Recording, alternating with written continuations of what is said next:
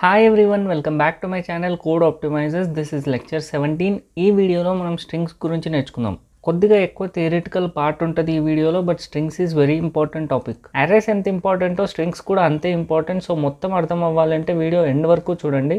And if you are new to this channel, నేను already Java plus DSA series start చేశాను. Java basics నుంచి చెప్పాను, so ఒకసారి అది చెక్ చేయండి. అండ్ ప్లేస్మెంట్ రిలేటెడ్ ట్రిక్కీ క్వశ్చన్స్ని నేను షార్ట్స్లో అప్లోడ్ చేస్తున్నాను, ఒకసారి అది కూడా చెక్ చేయండి. Now let's get in to our topic, strings. Strings ఏంటి అంటే నాన్ ప్రిమిటివ్ డేటా టైప్స్. మనం ఆల్రెడీ ప్రిమిటివ్ డేటా టైప్స్ గురించి నేను ఒక లాంగ్ వీడియో చేశాను, డేటా టైప్స్ అని చెప్పేసి. అది ఒకసారి మీకు ఐడియా లేకుంటే చెక్ చేయండి. సో ఇప్పుడు స్ట్రింగ్ అంటే ఏంటి అంటే సీక్వెన్స్ ఆఫ్ క్యారెక్టర్స్. క్యారెక్టర్ అంటే ఏమని చెప్పాను? సింగిల్ కోట్స్లో ఏదైనా మనం రాస్తే దాన్ని క్యారెక్టర్ అని అంటామని చెప్పాను. ఇక్కడ ఏమంటున్నా సీక్వెన్స్ ఆఫ్ క్యారెక్టర్స్ అంటే 0 ఆర్ మోర్ క్యారెక్టర్స్ కలిపి రాస్తే దాన్ని స్ట్రింగ్ అంటాం. కానీ అది డబుల్ కోట్స్లో ఉండాలి. అంటే డబుల్ కోట్స్లో 0 ఆర్ మోర్ క్యారెక్టర్స్. 0 క్యారెక్టర్ అంటే ఏంటి? జస్ట్ డబుల్ కోట్స్ ఇస్తే అది కూడా స్ట్రింగే అవుతుంది, కానీ దాని లెంత్ వచ్చేసి 0 అవుతుంది. ఆర్ ఎల్స్ డబుల్ కోట్స్లో నేను జస్ట్ సింగిల్ క్యారెక్టర్ ఇస్తే అది క్యారెక్టర్ అవ్వదు, అది కూడా స్ట్రింగే అవుతుంది, డబుల్ కోట్స్లో ఉంది కాబట్టి. ఆర్ ఎల్స్ నేను మల్టిపుల్ క్యారెక్టర్స్ రాశాను అనుకో, ఇట్లా ఏబిసి అని చెప్పేసి, ఇది కూడా స్ట్రింగే అవుతుంది. Anything that you write in double quotes is a string. ఏం రాయకపోయినా కానీ డబుల్ కోట్స్ ఉంటే అది స్ట్రింగ్ అవుతుంది. అందుకని స్ట్రింగ్ని సీక్వెన్స్ ఆఫ్ క్యారెక్టర్స్ అని అంటాం. సో ఇప్పుడు క్యారెక్టర్ని మనం ఎలా ఇనిషియలైజ్ చేసాము? క్యార్ సి ఈజ్ ఈక్వల్స్ టు ఇలా సపోజ్ ఏ అని తీసుకుంటున్నా, ఇలా ఇనిషియలైజ్ చేసాము. స్ట్రింగ్స్ని ఎలా ఇనిషియలైజ్ చేస్తారు అంటే we have 2 types.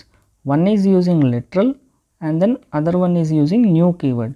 Literal use చేసి ఎలా ఇనిషియలైజ్ చేస్తారంటే string s capital and then S1 ఇది variable is equals to ABC, ఇలా డైరెక్ట్ ఇచ్చేయచ్చు స్ట్రింగ్ అని చెప్పేసి. ఇప్పుడు మెమరీలో ఏం జరుగుతుంది అనేది మీకు డీటెయిల్డ్గా చెప్తాను, ఇది వెరీ కేర్ఫుల్గా వినండి. ఇది MCQ క్వశ్చన్స్లలో ఎక్కువ అడుగుతారు. ఇలా మనకు 2 కైండ్స్ ఆఫ్ మెమరీస్ ఉంటాయి. ఒకటి స్టాక్ మెమరీ, ఒకటి హీప్ మెమరీ. ఓకే, హీప్ మెమరీలో మనకు స్ట్రింగ్ కాన్స్టెంట్ పూల్ అని ఒకటి ఉంటుంది ఇలాగా. Getting the point? మనం స్ట్రింగ్ ఎలా ఇనిషియలైజ్ చేసినాం? String S1 is equals to ABC అంటే ఇప్పుడు లిటరల్ యూజ్ చేసి క్రియేట్ చేసాం కాబట్టి ఏం జరుగుతుంది అంటే ఈ స్ట్రింగ్ అనేది స్ట్రింగ్ కాన్స్టెంట్ పూల్లో ఉందా లేదా చెక్ చేస్తాం. స్ట్రింగ్ కాన్స్టెంట్ పూల్లో లేదు కాబట్టి దాంట్లో ఈ స్ట్రింగ్ క్రియేట్ అవుతుంది. అండ్ దెన్ ఈ S1 వేరియబుల్ అనేది స్టాక్ మెమరీలో ఉంటుంది. ఈ S1 వేరియబుల్లో ఏముంటుంది అంటే ఏబిసి యొక్క రెఫరెన్స్ ఉంటుంది. Getting the point? ఇప్పుడు నేను ఇంకొక స్ట్రింగ్ క్రియేట్ చేస్తాను.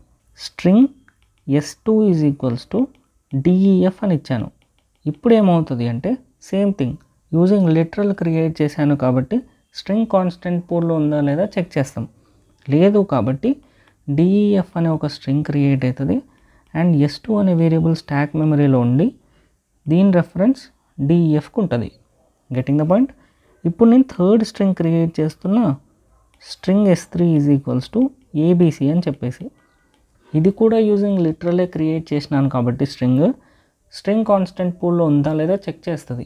ఆల్రెడీ ఉంది కాబట్టి ఈ స్టాక్లో ఉండే S3 వేరియబుల్ ఈ ఆల్రెడీ ఎగ్జిస్టింగ్ ఏబిసికే రెఫర్ చేస్తుంది. దట్ మీన్స్ ఏబిసి యొక్క రెఫరెన్స్ వచ్చేసి S3లో స్టోర్ అవుతుంది, కొత్తగా ఇంకొక స్ట్రింగ్ క్రియేట్ అవ్వదు. Getting the point? నేను ఇలా సీక్వెన్స్ ఎందుకు తీసుకుంటున్నాను అంటే స్టాక్ డేటా స్ట్రక్చర్ వల్ల, అది మీకు తర్వాత స్టాక్స్ చెప్పేటప్పుడు చెప్తాను. సో ఇప్పటి వరకు మీకు ఏం అర్థం అవ్వాలి అంటే లిటరల్ యూజ్ చేసి క్రియేట్ చేస్తే ఆ స్ట్రింగ్స్ అన్నీ స్ట్రింగ్ కాన్స్టెంట్ పూల్లో క్రియేట్ అవుతాయి. ఆల్రెడీ ఒకవేళ ఉంటే మళ్ళీ క్రియేట్ అవ్వదు, డూప్లికేట్స్ క్రియేట్ అవ్వదు. ఆల్రెడీ ఉంటే దాని రెఫరెన్సే యూజ్ చేస్తాం. Getting the point? ఇక్కడ వరకు మీకు క్లియర్గా అర్థం అవ్వాలి. ఇప్పుడు మనం న్యూ అనే కీవర్డ్ యూజ్ చేసి ఎలా స్ట్రింగ్స్ని ఇనిషియలైజ్ చేస్తామో చూపిస్తాను. మనం న్యూ అనే కీవర్డ్ యూజ్ చేసి స్కానర్ క్లాస్కి ఎలా అయితే ఆబ్జెక్ట్స్ క్రియేట్ చేసామో స్ట్రింగ్ క్లాస్కి కూడా అలాగే ఆబ్జెక్ట్స్ క్రియేట్ చేస్తాం. Same thing, string S4 is equals to new అనే కీవర్డ్ అండ్ దెన్ స్ట్రింగ్ లోపల ఇప్పుడు నేను కోడ్ అని ఇస్తున్నాను.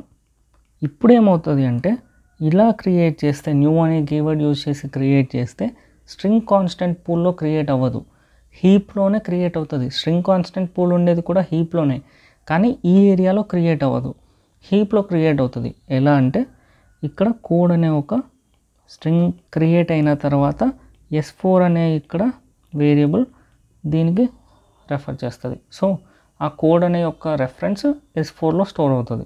ఇప్పుడు నేను ఇంకొక స్ట్రింగ్ క్రియేట్ చేస్తున్నా using new keyword. String S5 is equals to new string and then ఇప్పుడు నేను ఆప్టిమైజ్ అని రాస్తున్నాను. సో ఆప్టిమైజ్ అని రాస్తే ఏమవుతుంది, సేమ్ థింగ్ ఇక్కడ ఒక కొత్త స్ట్రింగ్ క్రియేట్ అవుతుంది ఆప్టిమైజ్ అని చెప్పేసి. S5 అనేది ఆప్టిమైజ్ యొక్క రెఫరెన్స్ S5లో స్టోర్ అవుతుంది. ఇప్పుడు నేను ఇంకొక స్ట్రింగ్ క్రియేట్ చేస్తున్నాను. String S6 is equals to new string, మళ్ళీ కోడ్ అని ఇస్తున్నాను. హీప్లో ఆల్రెడీ కోడ్ అని ఉంది, కానీ కొత్తది క్రియేట్ అవుతుంది అండ్ దెన్ దీని యొక్క రెఫరెన్స్ S6లో స్టోర్ అవుతుంది. Getting the point. Duplicates create అవుతాయి. ఇది మీకు డీటెయిల్గా నేను VS కోడ్లో తర్వాత చూపిస్తాను, మీకు ఇక్కడి వరకు అర్థమైతే సరిపోతుంది.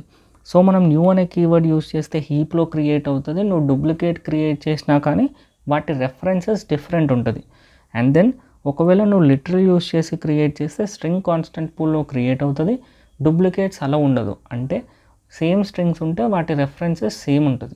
ఇప్పటి వరకు మీకు స్ట్రింగ్స్ మెమరీలో ఎలా స్టోర్ అవుతాయి అనేది అర్థమైతే సరిపోతుంది. ఇప్పుడు నేనేం చేస్తున్నాను అంటే, మనం ఏం చేసాము అర్రేస్ అప్పుడు, సపోజ్ A3లో 30 ఉందనుకోండి, నేను నెక్స్ట్ మళ్ళీ A3లో 40 అని ఇస్తే ఏమవుతుంది, ఆ ఇండెక్స్లో అప్డేట్ అయిపోతుంది. కరెక్ట్, ఇది థర్డ్ ఇండెక్స్ కదా, సో ఇక్కడ 30 ఉంటుంది. ఈ స్టేట్మెంట్ వచ్చినాక ఏమవుతుంది, ఇది అప్డేట్ అయ్యి 40కి చేంజ్ అవుతుంది. Suppose string S is equals to ABC అని ఉంటే నేను మళ్ళీ S is equals to DEF అని ఇస్తే అప్డేట్ అవుతుందా అంటే ఇప్పుడు చూద్దాం దాని గురించి. ఇప్పుడు నేను ఏం చేస్తున్నానంటే ఒక స్ట్రింగ్ క్రియేట్ చేస్తున్నాను, string S1 is equals to ABC అని చెప్పేసి. ఇప్పుడు ఏమవుతుంది అంటే S1 ABC ఇక్కడ స్టోర్ అవుతుంది, దాని రెఫరెన్స్ వచ్చేసి S1లో స్టోర్ అవుతుంది. కరెక్ట్. ఇప్పుడు నేను ఏం చేస్తున్నానంటే S1 is equals to DEF అని రాస్తున్నాను. S1 is equals to DEF అని రాస్తే ఏమవుతుంది అంటే DEF అనే ఒక కొత్త వేరియబుల్ క్రియేట్ అవుతుంది. క్రియేట్ అయ్యాక ఈ రెఫరెన్స్ ఇక్కడ నుంచి వెళ్ళిపోయి ఇప్పుడు ఏం చేస్తుంది, S1 దీన్ని రెఫర్ చేస్తుంది, అంటే DEF యొక్క రెఫరెన్స్ S1లో స్టోర్ అవుతుంది. కరెక్ట్. ABC అనేది అప్డేట్ అవ్వదు. అరేస్లో ఏం జరిగింది, ఆల్రెడీ ఎగ్జిస్టింగ్ 30 అప్డేట్ అయ్యి 40కి మారింది, అంటే ఈ ప్లేస్లో మారింది, కానీ ఇక్కడ అలా జరగదు, రెఫరెన్స్ మారుతుంది. Getting the point. ఆ ABC అలానే ఉంటుంది. సో దీని మీనింగ్ ఏంటి అంటే స్ట్రింగ్స్ ఆర్ ఇమ్యూటబుల్ అని, అంటే స్ట్రింగ్స్ని నువ్వు మార్చలేవు, దాని రెఫరెన్సెస్ మార్చగలవు కానీ స్ట్రింగ్స్ని మార్చలేము. Getting the point. స్ట్రింగ్స్లో ఒక మెథడ్ ఉంటుంది, దాన్ని కంకాటినేషన్ అంటాం. అంటే ఇప్పుడు ABCకి నేను DEF అని యాడ్ చేయొచ్చు, అంటే ఈ ABC అనే స్ట్రింగ్ని ABC DEF లెక్క ఎలా మారుస్తామంటే ఈ ABCకి మనం DEFని కంకాటినేట్ చేస్తున్నట్లు. Getting the point. కంకాటినేషన్కి మనం ఏం చేస్తామంటే డైరెక్ట్ ప్లస్ కూడా యూజ్ చేయొచ్చు, అంటే S1 is equals to S1 plus DEF. దీని మీనింగ్ ఏంటి అంటే S1లో ఏముంది, ABC ఉంది, ABCకి మనం సైడ్కి DEF యాడ్ చేస్తున్నాం, కానీ మనకు ఆ స్ట్రింగ్ లేదు కాబట్టి స్ట్రింగ్ కాన్స్టెంట్ పూల్లో ABC DEF అని క్రియేట్ అయ్యి ఈ యొక్క రెఫరెన్స్ ఇప్పుడు S1లో స్టోర్ అవుతుంది, ఈ రెఫరెన్స్ పోతుంది. Getting the point. కాబట్టి ABC అనే స్ట్రింగ్ అప్డేట్ అవ్వదు, కొత్త స్ట్రింగ్ క్రియేట్ అయ్యి దాని రెఫరెన్స్ వచ్చి S1లో స్టోర్ అవుతుంది. Getting the point. String concatenation ఇలా జరుగుతుంది. సో స్ట్రింగ్స్ ఆర్ ఇమ్యూటబుల్ అంటాం, అంటే వాటిని అలా మాడిఫై చేయలేం. కావాలంటే కొత్తది స్ట్రింగ్ క్రియేట్ చేసి దాని రెఫరెన్స్ స్టోర్ చేస్తాం, కానీ ఆల్రెడీ ఎగ్జిస్టింగ్ ABCని మనం మాడిఫై చేయలేము. ఇప్పుడు నేను మీకు ఒక ట్రిక్కీ క్వశ్చన్ చెప్తా చూడండి. ఈ స్ట్రింగ్ తీసుకుంటున్నాను, స్ట్రింగ్ తీసుకున్న తర్వాత ఈ స్టేట్మెంట్ లేదు, S1కి నేను ఏం యాడ్ చేస్తున్నాను అంటే S1 ప్లస్ 5 అని ఇస్తున్నాను అనుకోండి. S1 అనేది స్ట్రింగ్, 5 అనేది ఇంటీజర్. సో ఇప్పుడు ఏమవుతుంది, S1లో ఏం స్టోర్ అవుతుంది అంటే ABC 5 అని స్టోర్ అవుతుంది. ఎందుకు అంటే ఇది స్ట్రింగ్ అని తెలుసు, కాబట్టి స్ట్రింగ్ తర్వాత వచ్చేది మొత్తం స్ట్రింగ్ లాగానే కన్సిడర్ చేస్తుంది, నెంబర్స్ అయినా కానీ. కాబట్టి ఇది కూడా స్ట్రింగ్ లాగా కన్సిడర్ చేయడం వల్ల ABC 5 అని వచ్చింది. Getting the point. ఇప్పుడు నేను ఏం చేస్తున్నా అంటే ABC 5 పక్కన ఇంకొక 5 ఇస్తున్నా. ఇప్పుడు ఏమవుతుంది, ఇది స్ట్రింగ్ కాబట్టి దీని తర్వాత అంతా స్ట్రింగ్ అనే అనుకుంటుంది, కాబట్టి ABC 5 అని వస్తుంది. Getting the point. సపోజ్ నేనేం చేశానంటే ఫస్ట్ 5 అని రాశాను, నెక్స్ట్ S1 అని రాశాను, నెక్స్ట్ 5 అని రాశాను. ఇప్పుడు ఏమవుతుంది, ఫస్ట్ 5 ఉంది, నెక్స్ట్ S1 ఉంది, కాబట్టి S1 తర్వాత మొత్తం స్ట్రింగ్ లాగా కన్సిడర్ చేస్తుంది, కాబట్టి ABC 5 అని ప్రింట్ అవుతుంది. ఇప్పుడు నేను ఏం చేస్తానంటే 5 ప్లస్ S1 ప్లస్ 5 అని ఇస్తాను. ఇప్పుడు ఏమవుతుందంటే ఇది ఇంటీజర్, ఇది ఇంటీజర్, కాబట్టి రెండు యాడ్ అవుతాయి.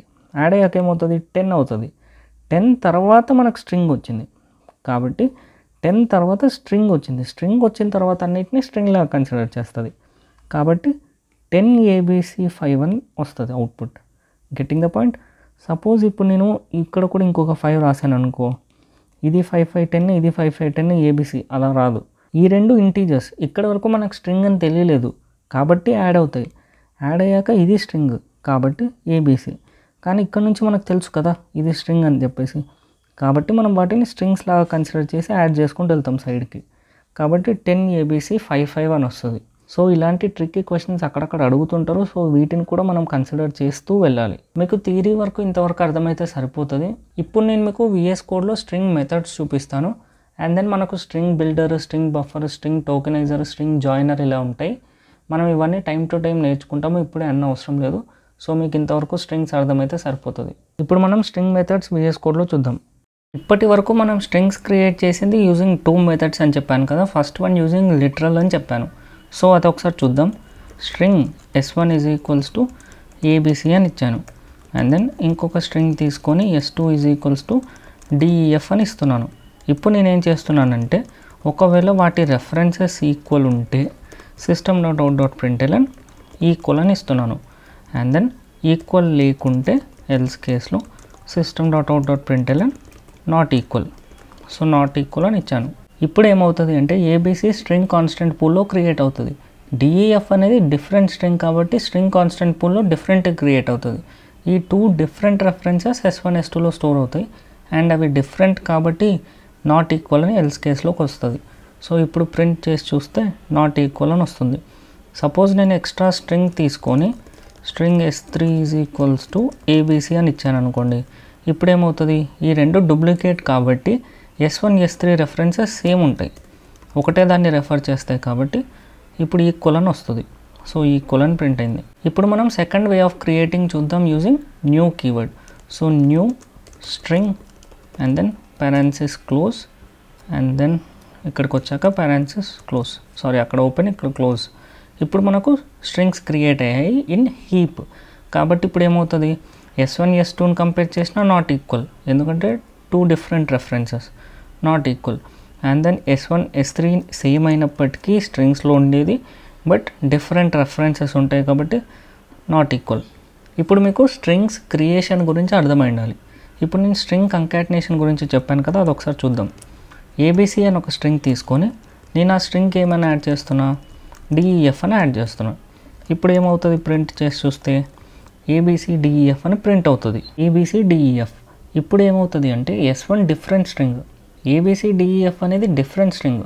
ఆ డిఫరెంట్ స్ట్రింగ్ యొక్క రెఫరెన్స్ వచ్చి S1లో స్టోర్ అవుతుంది, అందుకని ఇక్కడ ABCDEF అని ప్రింట్ అవుతుంది. బట్ 2 డిఫరెంట్ స్ట్రింగ్స్ అవి. అండ్ దెన్ నేను ట్రిక్కీ పార్ట్ చెప్పాను కదా, సో ఇక్కడ 5 పెడితే ఏమవుతుంది, ABC5 అని ప్రింట్ అవుతుంది అని చెప్పాను.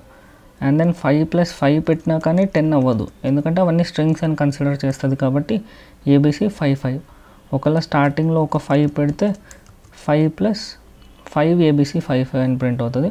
అండ్ 1 more 5 పెడితే ఇప్పుడు 10 అని క్యాలిక్యులేట్ అవుతుంది ఫ్రంట్ పార్ట్, ఎందుకంటే ఫ్రంట్ పార్ట్కి తెలీదు S1 స్ట్రింగ్ అని అప్పటికి. సో 10 ABC55 అని ప్రింట్ అవుతుంది. So 10 ABC55. ఇప్పుడు మనం కొన్ని మెథడ్స్ చూద్దాము ఇన్ స్ట్రింగ్స్.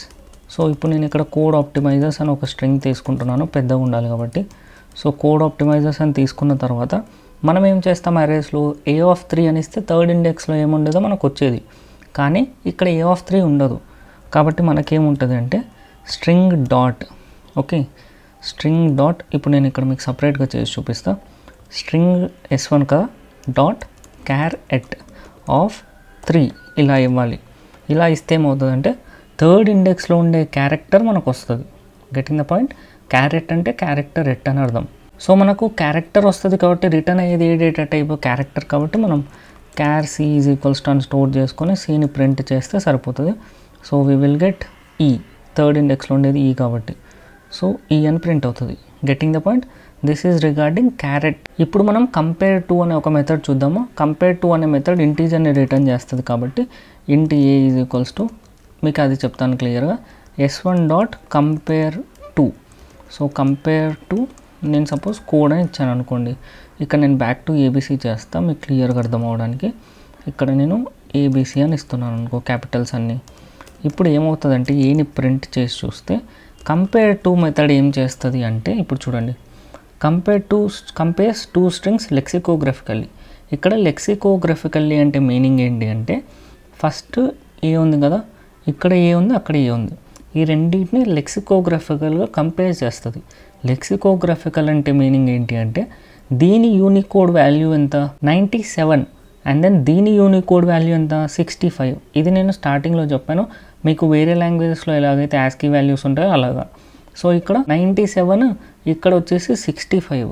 సో ఇప్పుడు ఏమవుతుందంటే కంపేర్ టు మెథడ్ ఏం చేస్తుందంటే ఈ 97 మైనస్ ఈ 65ని చేస్తుంది. 97 మైనస్ 65 చేస్తే ఎంత 32 కాబట్టి ఇప్పుడు ఏలో 32 అని ప్రింట్ అవుతుంది. గెటింగ్ ద పాయింట్, 32 అని ప్రింట్ అయింది. సపోజ్ ఇప్పుడు నేను ఏం చేస్తున్నానంటే ఏ సేమ్ ఇచ్చాను, బీబీ డిఫరెన్స్ ఉంది, ఇప్పుడు ఏమవుతుంది ఈబీకి డిఫరెన్స్ కూడా 32నే కాబట్టి 32 అని ప్రింట్ అవుతుంది. సపోజ్ అన్నీ సేమ్ ఉన్నాయి అనుకోండి, అన్నీ సేమ్ ఉంటే ఏమవుతుంది 0 అని ప్రింట్ అవుతుంది. Getting the point. సపోజ్ ఇక్కడ క్యాపిటల్స్ ఉన్నాయి అండ్ దెన్ ఇక్కడ స్మాల్స్ ఉన్నాయి, ఇప్పుడు ఏమవుతుంది ఇది 65 అండ్ దెన్ ఇది 97, సబ్ట్రాక్ట్ చేస్తే ఎంత -32 కాబట్టి ఇప్పుడు -32 ప్రింట్ అవుతుంది. సో మనకు కంపేర్ టు మెథడ్ ఒక పాజిటివ్ నెంబర్ రిటర్న్ చేయొచ్చు, నెగిటివ్ నెంబర్ రిటర్న్ చేయొచ్చు, ఆర్ ఎల్స్ 0 రిటర్న్ చేయొచ్చు. This is regarding compare to method. ఒకవేళ నువ్వు కంపేర్ టు ఇగ్నోర్ కేస్ అని ఒక మెథడ్ ఉంటుంది, అది యూజ్ చేస్తే ఏమవుతుందంటే క్యాపిటల్స్ని స్మాల్ని ఈక్వల్గా ట్రీట్ చేస్తుంది. సో ఇప్పుడు ఇక్కడ క్యాపిటల్ ఏ స్మాల్ ఏకి ఈక్వల్గా ట్రీట్ చేయడం వల్ల 0 ఉంటుంది డిఫరెన్స్. సో అన్నీ సేమ్ ఉన్నాయి కాబట్టి డిఫరెన్స్ ఈజ్ 0. సో ఇప్పుడు రన్ చేసి చూస్తే డిఫరెన్స్ 0 వస్తుంది. Getting the point. And then ఇంకొక మెథడ్ ఉంది కంకాట్ అని చెప్పేసి. సో S1ని నేను ఏం చేస్తున్నానంటే S1 డాట్ కంకాట్ DEF ఇలా ఇస్తే ఏమవుతుందంటే ఏబీసీకి DEF కంకాటినేట్ అవుతుంది. సో ఇప్పుడు S1ని ప్రింట్ సెమికోలన్ లేదు. సో ఇప్పుడు రన్ చేసి చూస్తే ABC DEF. Getting the point. Plus అయినా యూస్ చేయొచ్చు, డాట్ కంకాట్ అయినా ఫంక్షన్ యూస్ చేయొచ్చు. బేసిక్గా ఏంటంటే ఈ మెథడ్స్ అన్నీ మీరు ఫస్ట్ టైం చూస్తే కొద్దిగా కన్ఫ్యూజింగ్ అనిపించవచ్చు, ఆర్ ఎల్స్ చాలా ఉన్నాయని అనిపించవచ్చు. బట్ థింగ్ ఏంటంటే మీరు ఇవన్నీ ప్రాబ్లమ్స్ చేస్తూ వెళ్ళేటప్పుడు మీకు వచ్చేస్తాయి. ఒక్కసారి మీరు కూర్చొని రివైజ్ చేసుకోండి, తర్వాత మీకు ఆటోమేటిక్గా ప్రాబ్లమ్ సాల్వ్ చేస్తుంటే వస్తాయి. అదే పనిగా కూర్చొని నేర్చుకోవాల్సిన అవసరం లేదు. నెక్స్ట్ మెథడ్ వచ్చేసి కంటైన్స్. సో కంటైన్స్ అనే ఒక మెథడ్ ఉంది. సో ఇది ఏం చేస్తుంది అంటే ట్రూ ఆర్ ఫాల్స్ రిటర్న్ చేస్తుంది. సో S1 డాట్ కంటైన్స్ నేను ఏం చేస్తానంటే కోడ్ ఆప్టిమైజర్స్ అని తీసుకుంటాను. సో కోడ్ ఆప్టిమైజర్స్ అని తీసుకున్నప్పుడు ఏమవుతుందంటే కంటైన్స్లో నేను ఇంకొక స్ట్రింగ్ ఇవ్వాలి. ఏమని ఈ స్పేస్ ఓ అని ఇచ్చాను అనుకో. సో S1 అనే స్ట్రింగ్లో ఇది ఉందా లేదా అని మనం చెక్ చేస్తున్నాం కంటైన్స్ అనే. సో ఈ స్పేస్ ఓ ఎక్కడైనా ఉందా, ఈ స్పేస్ ఓ ఉంది కాబట్టి ట్రూ రిటర్న్ అవుతుంది. ఒకవేళ లేకపోయింటే ఫాల్స్ రిటర్న్ అయ్యేది. సో ఈ స్పేస్ ఓ ఉంది కాబట్టి ట్రూ రిటర్న్ అయింది. నేను స్పేస్ తీసేస్తే లేదు కాబట్టి రిటర్న్స్ ఫాల్స్. సో ఇంకా కంటైన్సే కాదు ఎండ్స్ విత్ అని ఒకటి ఉంటుంది.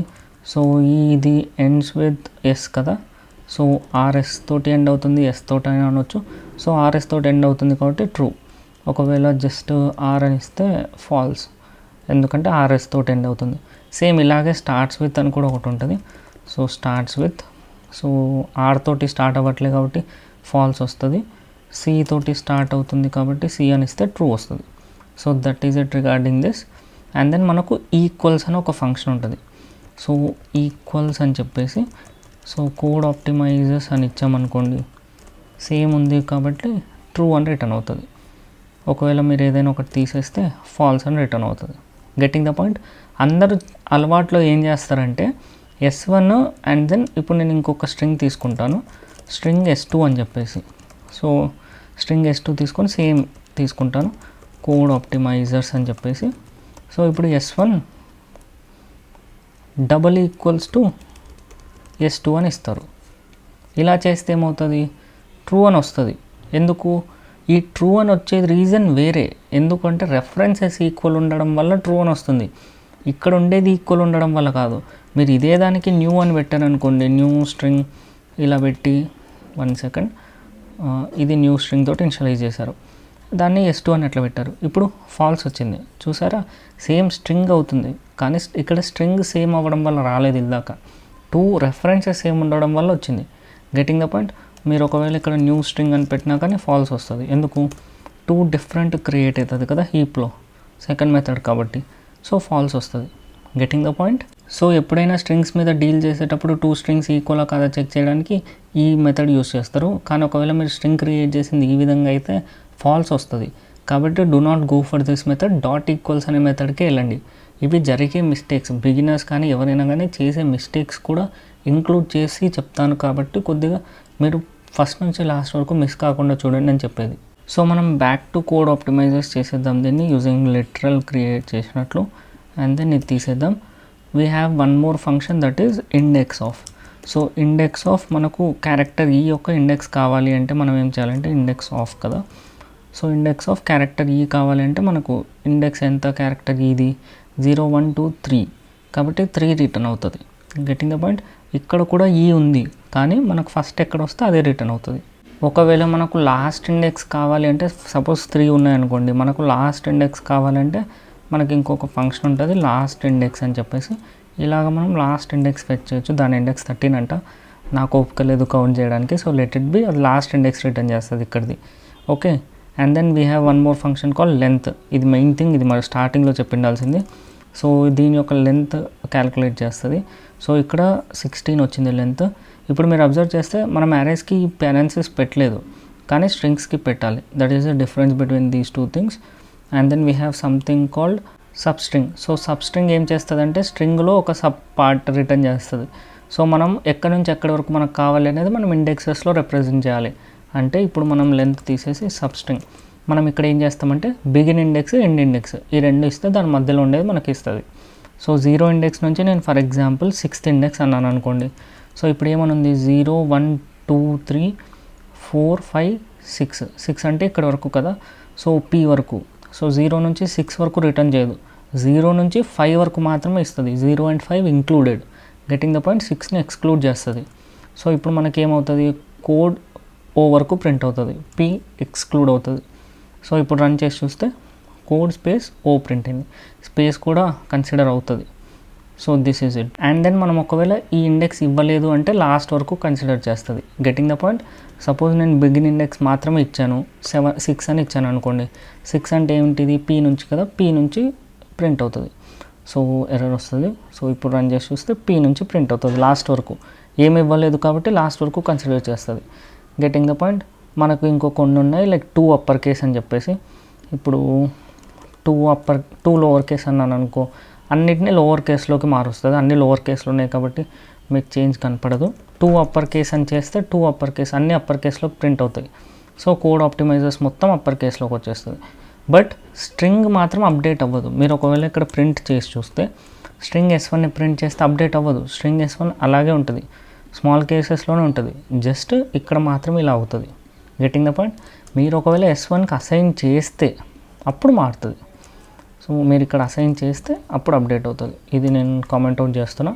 సో అప్పర్ కేస్లోకి మారి అసైన్ అయిపోయినాక ప్రింట్ చేస్తున్నావు కదా, సో ఇప్పుడు మొత్తం మారిపోతుంది. Getting the point. This is regarding upper case and lower case. And then ఒకవేళ మీరు ఇక్కడ స్పేసెస్ ఎక్స్ట్రా ఇచ్చారనుకోండి, ట్రిమ్ అనే ఒక ఫంక్షన్ ఉంటుంది. సో ట్రిమ్ చేస్తే ఏమవుతుంది అంటే S1కి ఇప్పుడు సైడ్స్ అన్నీ ట్రిమ్ అయిపోతాయి, లెఫ్ట్ మోస్ట్కి రైట్ మోస్ట్కి ఉండే స్పేసెస్ ట్రిమ్ అవుతాయి. సో కోడ్ ఆప్టిమైజర్స్ ఇక్కడ స్పేసెస్ లేవు చూడండి ఫ్రంట్కి లాస్ట్కి. బేసిక్గా ఇది మనం వెబ్ డెవలప్మెంట్లో ఎక్కువ వాడతాం ఈ ట్రిమ్ అనే ఫంక్షన్, సెర్చ్ బాక్స్ అట్లాంటి ప్లేసెస్లో. అండ్ దెన్ మనకు లాస్ట్ ఒక ఫంక్షన్ ఉంది స్ప్లిట్ అని చెప్పేసి. ఇది మెయిన్ ఇంపార్టెంట్. ఇది చిన్న చిన్న కంపెనీస్ అప్పుడు ఎక్కువ ఉపయోగపడుతుంది నేను చూసిన వరకు అయితే. సో బేసిక్గా ఈ స్ప్లిట్ అనే ఫంక్షన్ ఏం చేస్తుంది అంటే మనకు స్ట్రింగ్ రిటర్న్ చేస్తుంది, యారే రిటర్న్ చేస్తుంది, యారే ఆఫ్ స్ట్రింగ్స్. ఎందుకు అంటే ఇప్పుడు చూడండి నేను ఇక్కడ జస్ట్ str అని ఇస్తాను, ఇక్కడ కోడ్ ఆప్టిమైజర్స్ అని ఉంది. సో నేను ఎక్స్ట్రా స్పేసెస్ కూడా తీసేస్తాను మీకు అర్థం కావడానికి.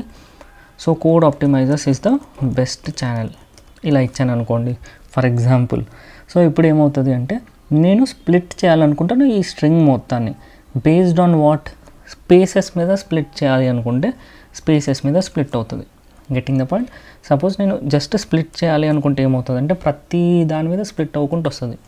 ఇప్పుడు మీకు క్లియర్గా చూపిస్తా చూడు. str అనేది ఒక స్ట్రింగ్ కదా, ఒక అర్రే కదా, అర్రే ఆఫ్ స్ట్రింగ్స్.